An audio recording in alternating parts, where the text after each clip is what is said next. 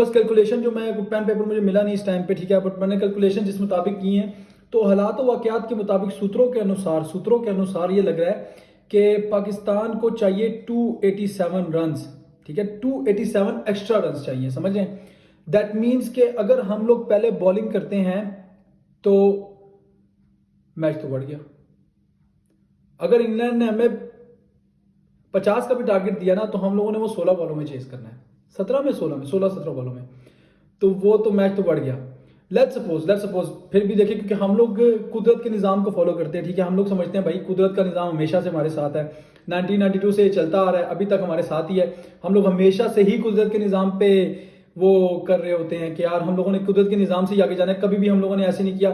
स्वाई 2021 के world cup पे जब वो बहुत ही आउटस्टैंडिंग चला गया था बाबर का और रिजवान का, जो उन्होंने सिंगल हैंडेडली 5 के 5 मैचेस जितवाए हमें और क्वालिफाई करवा दिया। बट अभी आते हैं इस पे, तो अभी कुदरत का निज़ाम ये कह रहा है भाई कि आपको 287 रन चाहिए इंग्लैंड से, ठीक है, जीत में। 287 रन सिर्फ बनाने नहीं है आपने, 287 रन आपने स्पेयर करने हैं, जिसका सिंपल सा मतलब यह है कि अगर हम पहले बॉलिंग करते हैं तो मैच तो बढ़ गया। अगर इंग्लैंड ने पहले बैटिंग ले ली ना टॉस जीत के तो मैच बढ़ गया।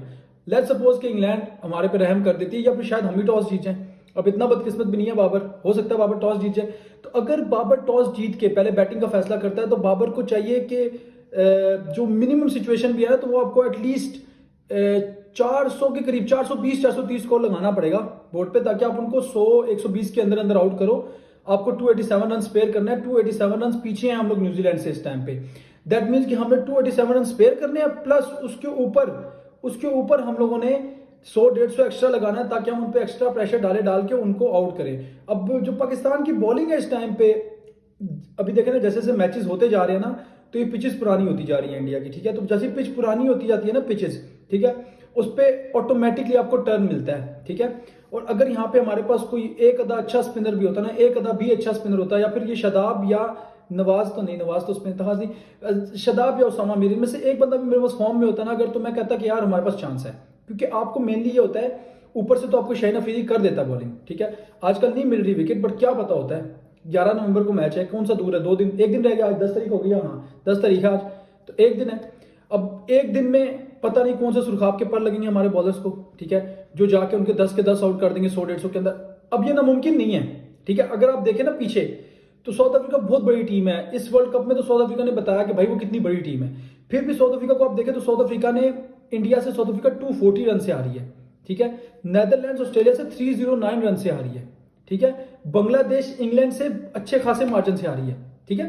तो अगर ये टीमें कर सकती हैं तो हम भी कर सकते हैं, सही है। इतना मुश्किल नहीं है अगर हम करना चाहें। मैं ये नहीं कह रहा, लेकिन देखें as a Pakistan cricket fan तो हम ये कहेंगे कि यार इससे बेस्ट हो नहीं सकता भाई, जाओ, you have nothing to lose, जाओ मारो वापस आओ, ठीक है। भेजो फखर को, भेजो अब्दुल्ला शफीक को, उनको बोलो जो करना है करो, बाबर जाए जो करना है करो भाई, क्योंकि आपके पास तो हार गए अगर, ठीक है, लेट्स सपोज अब कल का मैच जो 11th का मैच है वो हार जाते तो मेरे को फर्क नहीं पड़ना, क्योंकि हम लोग चैंपियंस ट्रॉफी में क्वालिफाइड है, ठीक है। चैंपियंस ट्रॉफी हमारे पास पहले से ही, क्योंकि हम क्वालिफाइड, हम इस वजह से भी क्वालिफाइड है क्योंकि हम लोग 5वें नंबर की टीम है। और दूसरा इसका मेन रीजन ये है हम क्वालिफाइड इस वजह से हैं क्योंकि हम लोग जो है ना वो होस्ट हैं। तो जो टीम होस्ट होती है, वो होस्ट वाली बात हो किसी और वीडियो में बात होगी, देखते हैं इंडिया क्या करता है। 2025 की चैंपियंस ट्रॉफी पाकिस्तान के पास है और मुझे तो नहीं लगता भाई इंडिया आने वाला है, फिर भी देखते हैं, होप फॉर द बेस्ट, सही है। बट फिलहाल जो हम बात कर रहे हैं कि भाई कल तो हमारे पास नथिंग टू लूज वाला सीन है। जीत गए अगर अच्छे मार्जिन से जीते तो क्या पता क्वालिफाई कर जाए, अगर बुरे मार्जिन से जीते तो क्वालिफाई भी नहीं करना, ठीक है। और अगर हार गए तो भी कुछ नहीं है, तब भी क्वालिफाई नहीं करे। अगर हार गए तो इंग्लैंड का भला कर देंगे, उनको क्वालिफाई करवा देंगे प्रॉपर्ली। तो अब देखते हैं कि पाकिस्तान किस अप्रोच से जाता है फर्स्ट ऑफ ऑल, तो ठीक है। लेट्स सपोज कि पाकिस्तान टॉस जीत भी जाता है और अगर फिर बाबर और को का प्लान ये होता है कि भाई हम लोग आएंगे पहले 10 ओवर में रोकेंगे उसके बाद हम हिट करेंगे, तो उसका मतलब है कि आप सीधा समझ लें हम लोग हार गए, हम लोग बाहर हैं, वही बात है, मैच तो बढ़ गया, फिर मैच बढ़ जाएगा, ठीक है। बट क्या पता, क्या वक्त का कुछ पता नहीं होता ना, साथ वक्त जज्बात सब बदल जाता है किसी टाइम पे भी। हम समझते हैं कि यार, हम कहते हैं चले, हम सपोज कर लेते हैं कि बाबर ने बोला भाई फखर को, अब्दुल्ला को, भाई टेंशन नहीं लो विकेट की, जाओ मारो, सही है। बाबर आता है, बाबर भी मारता है, हम कर सकते हैं 420, हमारी टीम में वो एबिलिटी है। हम ये नहीं कह सकते कि हमारी टीम में एबिलिटी नहीं है। पिछली बार 402 का टारगेट लगा था, हम लोगों ने 25 ओवरों में 200 कर लिया था। अगले 25 ओवरों में हम लोगों ने 220 230 और डाल के 450 कर सकते हैं अगर हम करना चाहें तो। अगर पाकिस्तान टीम चाहे तो हम लोग यहां से भी क्वालिफाई कर सकते हैं, समझ रहे हैं। तो मेरे ख्याल में सबसे बेस्ट ये होगा कि यार आप चुपचाप अपने प्लेयर्स को एक पैगाम दे दो, जो भी हो रहा है होने दो, ठीक है, क्योंकि 287 रन का जो फर्क है वो बहुत बड़ा फर्क है, ठीक है। आपको पता है कि आपने ऐसे नहीं जीत जाना, ठीक है। आप 350 लगा के आप क्या बोलोगे, 70 पे आउट कर लोगे? नहीं, आपको जाना है 450 पे, चाहे कुछ भी हो जाए, आपको 410 420 करना पड़ेगा। अगर 410 420 करना है तो आपके ओपनर्स को फायर करना पड़ेगा, आपके वन डाउन, आपके सेकंड डाउन, रिजवान को बहुत जरूरत है। रिजवान ने स्टार्ट में, वर्ल्ड कप के स्टार्ट में जब छोटी टीम्स के खिलाफ रन किए हैं रिजवान ने, बट रिजवान ने जो ऑस्ट्रेलिया वाला मैच था वो रिजवान और सऊद शकील की वजह से हम लोग हारे हैं, क्योंकि सऊद शकील का वहां पे वो रैश शॉट खेलना बनता नहीं था। सऊद शकील ने वो रैश शॉट खेली, वहां पे प्रेशर बना, रिजवान में जंपा की गुगली रीड हुई। अब हम रिजवान को एज अ विकेट कीपर नहीं देखते, हम रिजवान को देखते हैं एज अ बैटर, ठीक है। जब वो बैटिंग पे आता था तो हम पहले जमाने में तो ये होता था भाई जो बैटर है वो बैटर है, जो विकेट कीपर है विकेट कीपर, विकेट कीपर का काम विकेट कीपिंग करना है, बैटर का काम है बैटिंग करना। 5 बॉलर, 5 बैट्समैन और 1 विकेट कीपर खेलता था। बट अब के दौर में बहुत डिफरेंट हो गया। आप डिकॉक को देखें, वो ऊपर से आके तहस नहस कर देता अगली टीमों को, कोई भी टीम उसके आगे आ जाए।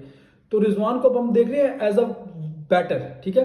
तो एज अ बैटर रिजवान को वो गुगली रीड करनी चाहिए थी। एज अ बैटर रिजवान को उस बॉल के लिए भी रेडी होना चाहिए था जो बुमराह की बॉल आई थी उसको। अब जरूरी तो नहीं है ना कि हर मैच में बाबर ही करे। अब उस मैच में भी बाबर खड़ा हुआ था 50 तक, बाबर ने 50 किया, बाबर खड़ा हुआ, सिराज का बॉल अंदर है, बाबर की भी गलती है, बाबर को वो बॉल देख के खेलना चाहिए था। बाबर बहुत बड़ा प्लेयर है, बाबर को चाहिए कि वो ऐसी बॉल्स बाबर आराम से टैकल करे, और वो भी किसी ऐसे बॉलर के आगे। यार लाइक क्या कर रहे हो आप, सही है।